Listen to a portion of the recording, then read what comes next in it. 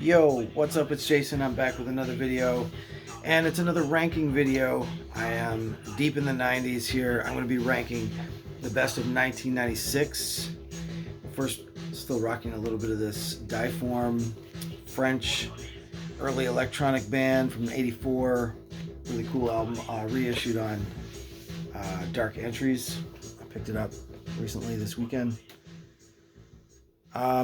Yeah, so we're going to tackle 1996. I've actually only got one more year to do in my Best of the 90s series. I got to do 1999 next.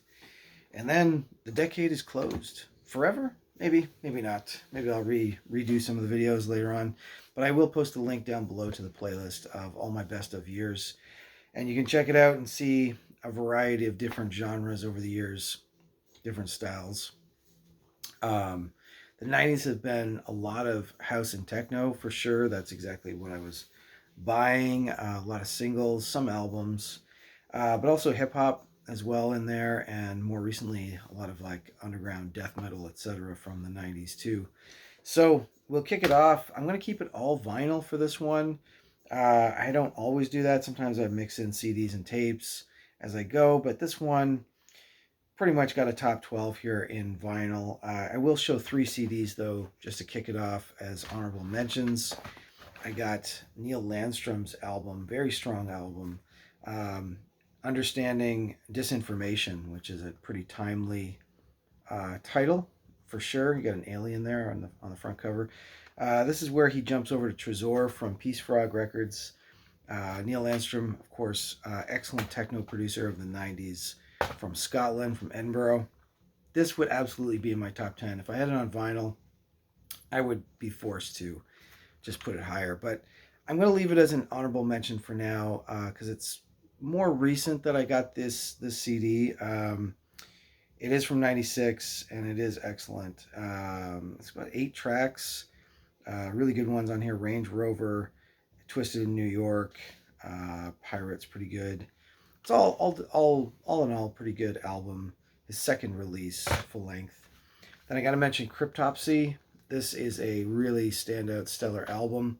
Again, if I had it on vinyl, probably would be in the top 12 for this edition. None So Vile is I don't know, groundbreaking for tech death. They're sort of godfathers of tech death, or it's at least a standout album of early tech death, which I am a fan of. Just love the bizarreness of the time switches and etc. and technical death metal. Last but not least, for the honorable mentions, In Flames put out an album in 96, The Jester Race. This actually has Black Ash Inheritance also on it, tacked on an extra EP. Again, I kind of recently got this CD, and it's a very acquired taste, interesting listen for me. It's a little bit too melodic. It's Swedish melodeath, and maybe a little too melodic for my taste. Still trying to get my head around acoustic guitar with death metal vocals as well. But nevertheless, it's a pretty interesting listen. Got to be in the mood for it. So those are 3 honorable mentions, all on CD, like I said. I'm going to do my top 12 now in vinyl. And it's not going to be only albums. In fact, there's not that many albums in this list. A lot of it's singles and EPs. A lot of legendary electronic music producers, actually, from the 90s. Most of which are still going. Neil Landstrom as well, still going at it. Number 12, I'm going to start off with this one, Abacus. This EP, single, if you will, on Prescription Records out of Chicago. Abacus is an artist actually out of Toronto. What is his real name is Alan something, I think. I don't know if I took it down. Yeah, Austin Boscam from Toronto, and I think he's still going. This was quite standout at the time. Very good deep house, well done, understated, mellow, a little bit jazz influence flourishes in there, a little bit magical at times. Probably back in 96, I would have put this higher in my top 10, maybe even number 1 in some years, just the way it was coming out at the time. Now I feel it's a little bit dated sounding, but it was pretty special at the time, especially anything on that Prescription label was really coveted. kind of a sub-label of Casual, which we've talked about before in the Best of the 90s. This one I also have near the bottom of the list. This is Theorem, New York artist, I think. This is on Plus 8 Records, though, out of Windsor/Detroit. Richie Houghton, aka Plastic Man's label. And it's a 1996 release as an album called Nano. And even the title starts to give away where they're going in the direction for this label. I think it's a really good transition record between that sort of second wave Detroit sound of Carl Craig, etc., Kenny Larkin, into the really micro minimalism that's about to come with, you know, Houghton's own releases like Consumed, and also with, you know, stuff from Compact label out of Germany, etc. It's definitely not, it's not minimal, it's not quite that minimal yet, but it has some elements going on there, as well as some Detroit influence for sure, with the pads and the deep synths, etc. It's a good album. I still play it off and on. I incorporate some tracks here and there. It's pretty retro sounding at this point.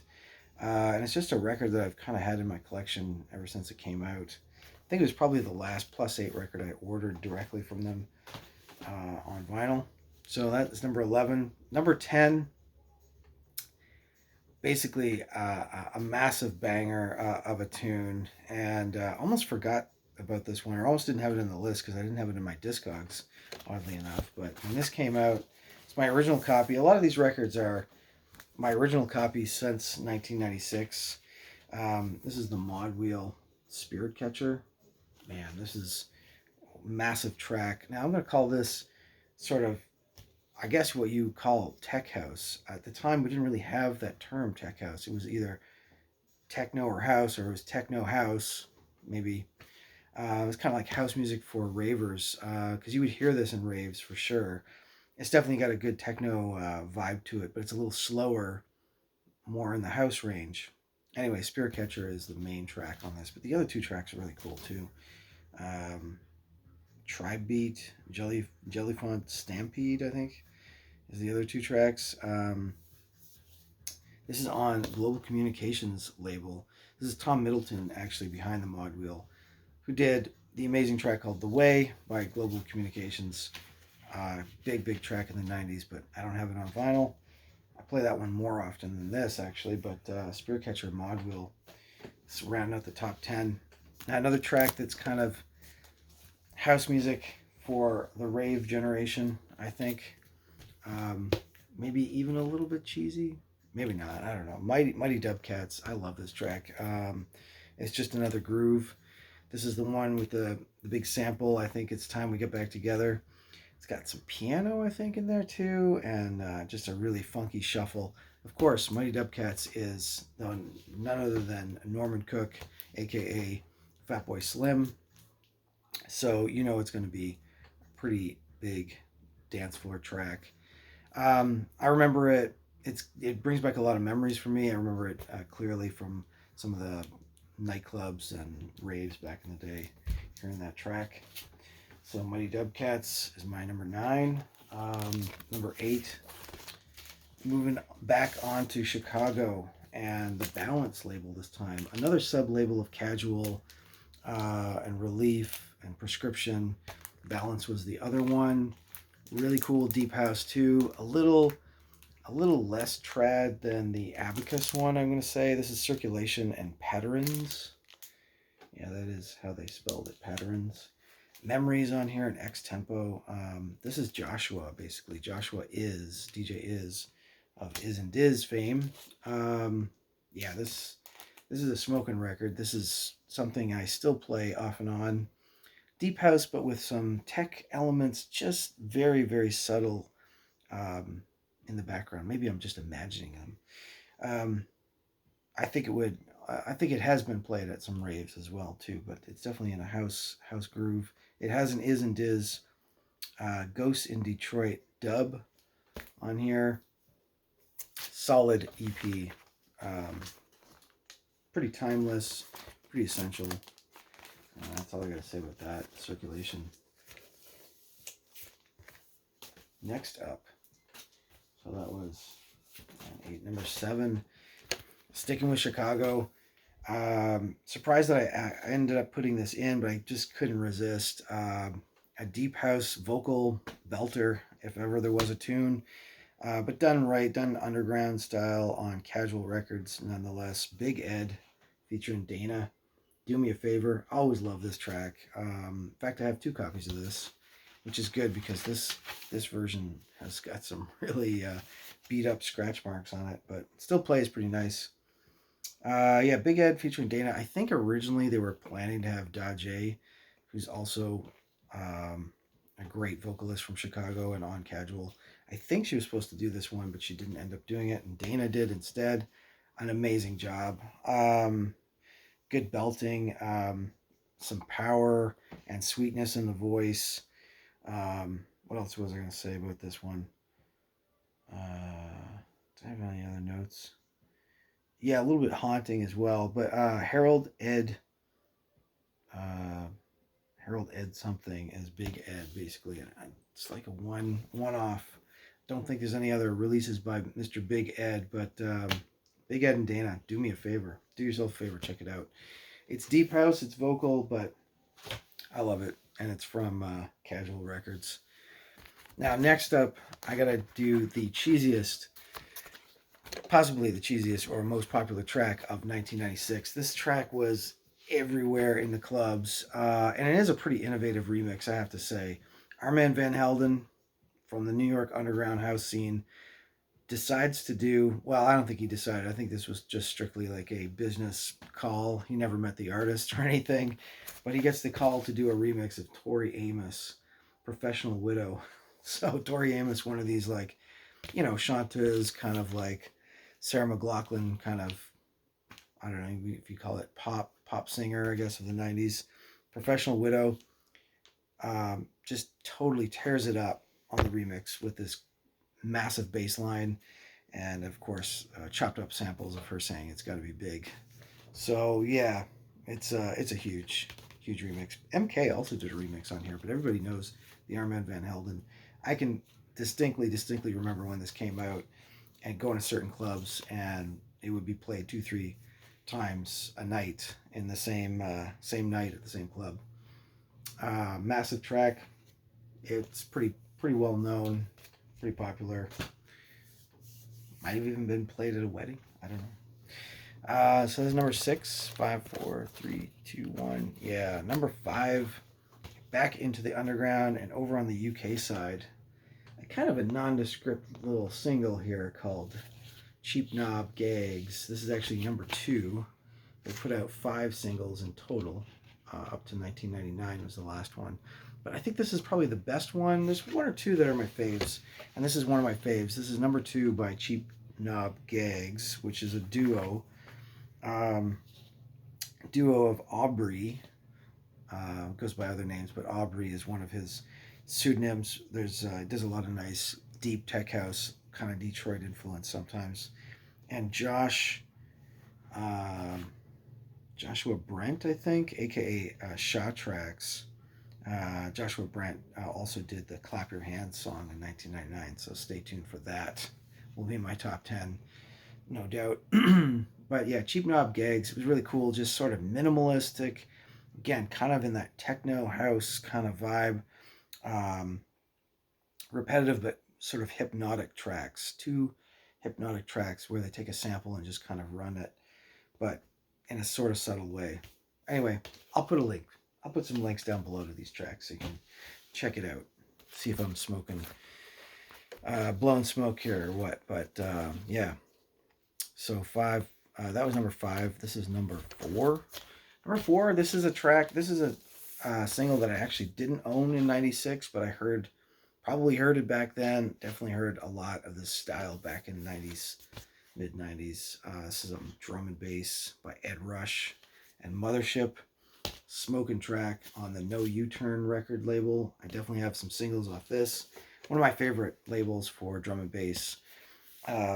Just absolutely killer stuff. Hard, hard-edged, jungle at times, but I think also sort of pioneering, starting that new tech style of drum and bass, and you can hear some of that on this one called Mothership by Ed Rush.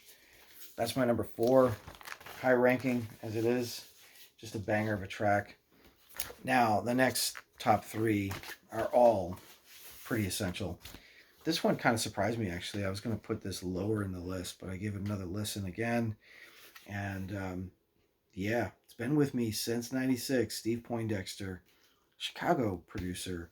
Again, surprise, surprise. The album's called Man at Work. It's on an Italian label. Put it out on ACV Records. Picked this up. Man, every track on this thing is smoking and bangers. Just some rawness to it.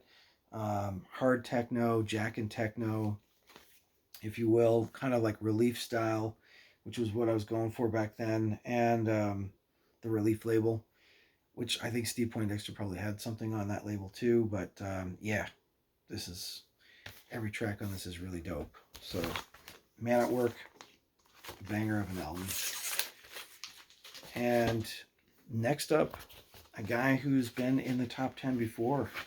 I think he was probably in the top 5 for 95. 95, of course, he puts out The Purpose Maker. I'm talking about Jeff Mills here, aka the Wizard of Detroit. He follows it up with this EP called Very. Got a very almost kind of Art Deco feel to that cover, I find. It definitely looks like 1920s. And then you got the hands here. So this is Jeff Mills' label too, Axis Records out of Detroit. He's part of the second wave, part of the Underground Resistance crew that were sort of semi-mysterious. And Jeff Mills still around, of course, still doing hard, minimal techno. Not that sleek micro stuff that was going to come out of Germany in the early 2000s, but the more harder, analog-based, drum machine-driven, minimalist techno, just rhythms on rhythms. In fact, I've seen him spin a couple times, and he would often do 3 turntables, 4 turntables at a time. I've seen him do DJ sets with his drum machine as well. So this is a pretty cool EP. There's 4 tracks on this thing. It's not as good as The Purpose Maker, the one before it. I think that just had a sicker hook to it. But there's one track on here in particular that's quite good. It's got kind of a crunchy techno sound to it. And then there's 2 tracks that are, I think, a little bit more on the ambient side of things, maybe a little cinematic. Jeff Mills, very. It had to be in there somewhere. I ended up putting it in number 2, just because there's 2 out of the 4 tracks are really good, and he's a legend. So number 1, topping that is some Detroit style, somewhat Detroit influenced techno. But I'll take out the wax here for this one. This is M6. This is all it says, right? But we fairly quickly knew that who the artist was. It's called Maurizio. It's actually two artists, a duo. Moritz von Oswald, who is also in Palais Chamblay or Palais Schaumburg that I often play in my DJ sets. So Moritz von Oswald does a lot of cool solo stuff. And the other guy, Mark Ernestus, together they are, of course, Basic Channel, which was probably my number 1 or something in 1995. So just pioneered this really great dub style of techno, Detroit influence in that it's dark, minimalist, but heavy on the dub influence as well. Repetitive but hypnotic is the best way I could put it. Both tracks, 1 track on each side of this M6, are amazing and still played today. Of course, Mark Ernestus is also the founder and owner of Hardwax Records in Berlin, which I just visited again for the manyth time recently. So there it is. That is my top 12 records of 1996. A lot of singles and EPs, as you can imagine, a lot of techno and some house in there, and some honorable mentions too. So let me know what your picks are from 1996, and I'll see you guys on the next one.